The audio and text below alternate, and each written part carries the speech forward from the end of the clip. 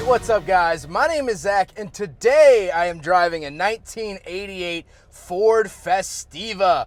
Up front is a 1.3 liter inline 4 and down below is a 5-speed manual transmission. Now I am super excited to be driving this here Ford Festiva for a couple of reasons. First of all, it's been a couple years since I've driven a Ford Festiva, and so I'm excited to get back behind the wheel and sort of reiterate some of my previous thoughts or maybe gather some new ones. The second reason is the fact that I'm a big Mazda fan. This car is designed by Mazda, and so we'll talk about that quite a bit throughout the video. But before we get on to anything else, I have a website, zackpradel.com, where you can buy stickers like this retro sticker pack featured on this Festiva. As you can see right here, you can get your own sticker pack with free shipping on my website. You could also submit your own vehicle to be reviewed by me through a quick and easy submission form, and you could read my behind the scenes blog to see what I'm filming before it comes out on the channel. But let's get back to that Mazda 1.3 liter under the hood. I know it doesn't really matter that it's made by Mazda, I just like saying it. However, it makes 58 horsepower. It is not a high horsepower engine.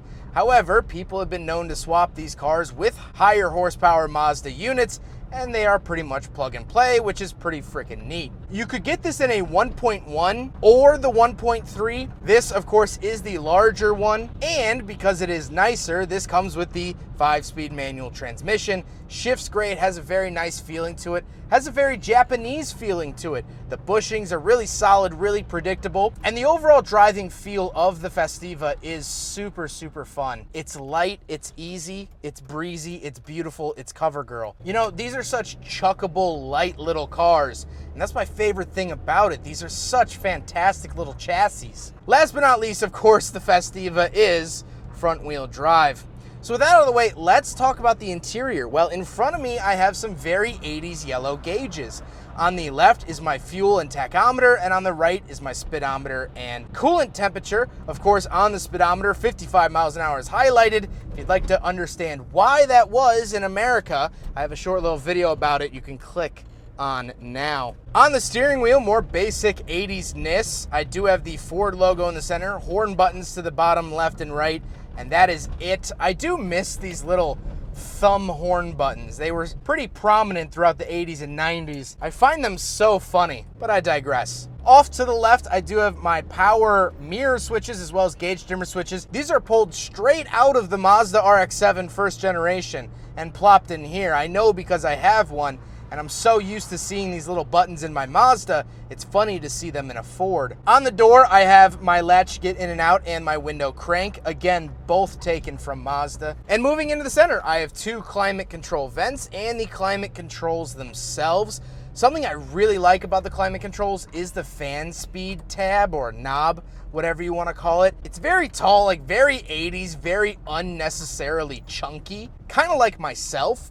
And so I love that. This car does have AC, however, it is not functioning today, and so I am being boiled alive. Then I have the original radio, which is fantastic. It's glorious. It's 80s, 80s, 80s, 80s city here in the Festiva, and I love that with the radio. Speaking of the 80s, of course, I gotta have my cigarette lighter down below and ashtray to accompany it.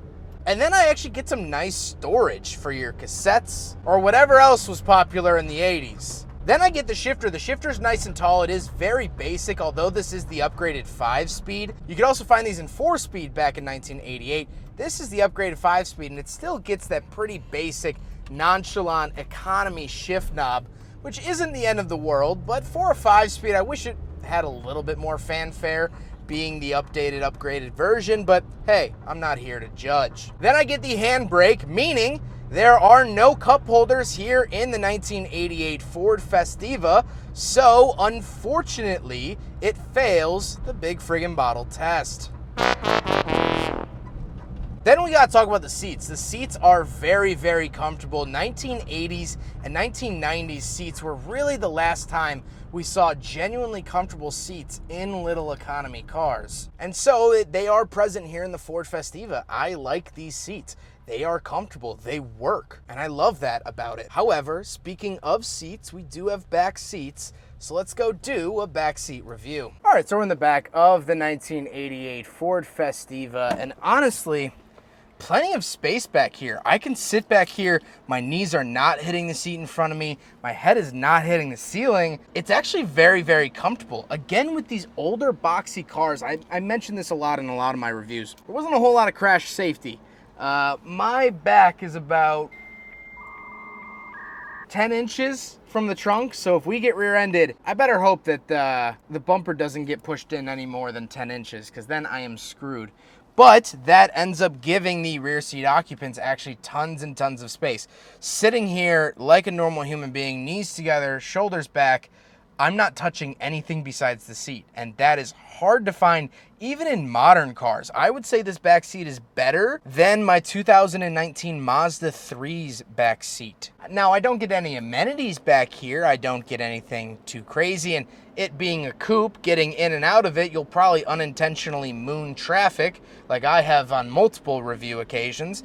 But if you can get by that, these are actually really great, nice, comfortable, fantastic back seats. Let's hop around back. We'll take a quick look at the trunk, and then we'll talk about the looks. All right, so we're on the back of the Festiva. Unlock it here, and then there's a little handle right there, and you just pull it up. And there we go. Decent amount of room because the rear seats are somewhat slanted. However, nothing too crazy. Obviously, this is still a little hatchback, and since the back seats were so good, you do have to compromise a little bit on trunk and cargo space. Now, there would be a cargo cover that goes across here. Obviously, this car no longer has that, which isn't that surprising. Something 30+ years old just gets lost to time. However, still a decent trunk area for what it is. Now we gotta talk about the looks, and there's just something so cute and nice about the way the Festiva looks. It's just a little happy box, and I love that about it. It's no frills, it's no fuss, it's just, this is a car, that's it. It really did latch onto the hatchback craze of the 80s, and so it fit right in. But now let's get on to my final thoughts. What do I think driving a 1988 Ford Festiva, or as the owner Miles and Vincent say, Festiva, which is wrong. I hope you know it's wrong. It's not Festiva, it's Festiva.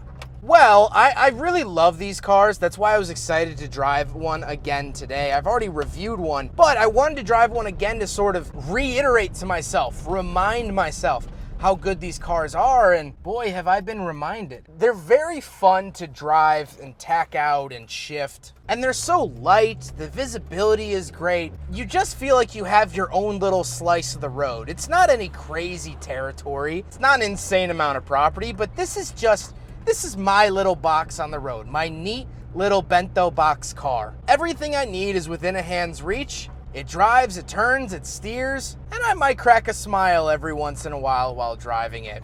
That's all I can really ask for when it comes to a car like this. And that's exactly what I get. There wasn't really a performance version of the Festiva offered besides the custom-made Shogun, which had a Ford Taurus SHO engine shoved in the back, but only 7 of those were made, one of which I believe was actually destroyed in Colorado in their recent forest fires. So if you actually are able to manage your expectations, this is a fantastic little car, and I think it's an overlooked car. I think everyone is quick to jump on the Honda Civic, Toyota Corolla bandwagon because they're easy to modify and easy to love. And I don't disagree with that. If that's what you want, go get one of those. But remember the fact that this is really a Japanese built and designed vehicle. Much like the 626 and the Ford Telstar, this is a Mazda with a blue oval on it. And so to me, that's a big positive. That's a big saving grace of the Festiva. It gives you engine options. It gives you parts availability. It gives you, well, a little bit more soul when it comes to slow car fun. Ford is good at making fast cars fun. But Mazda, they're good at making the slow cars fun, and that's exactly what this car is. Huge thank you to Miles for letting me take out his Ford Festiva. I was anxious to get back behind the wheel of one of these, and that is just so exciting. Miles has been absolutely awesome. If you're a fan of the channel, you've noticed that I've reviewed a bunch of cars from him the last couple of days. I've been out here in California filming, and that is all thank you to him. But I hope you guys enjoyed the video. Don't forget to rate the video, comment on the video, and subscribe if you really liked it. Take care, guys.